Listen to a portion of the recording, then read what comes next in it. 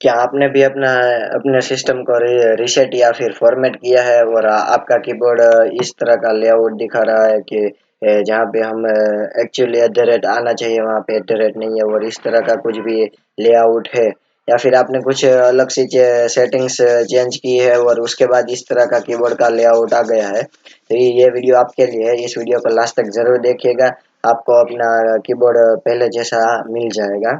तो चलिए शुरू करते हैं। हेलो गाइज, मेरा नाम है ध्वनिक विरेरिया और टेक्नो एचडी चैनल में आपका स्वागत है। तो सबसे पहले आपको क्या करना है, विंडोज बटन प्रेस कीजिए और यहाँ पे लिखिए सेटिंग्स और फिर प्रेस कीजिए एंटर। अब आपको कहाँ पे जाना है, टाइम एंड लैंग्वेज पे क्लिक कीजिए और उसके बाद यहाँ पे लैंग्वेज पे क्लिक कीजिए और उसके बाद यहाँ पे ये देखिए choose an input method to always use as default.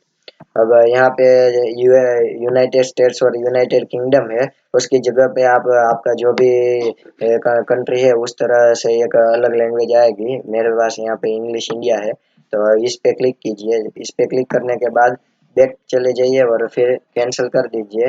आपका कीबोर्ड जो पहले जैसा हो जाएगा। ये देखिए मैं आपको दिखा रहा हूँ, ये देखिए जहाँ पे टेरेट आना चाहिए था वहाँ पे आ गया है और सब कुछ नॉर्मल जैसा हो गया है।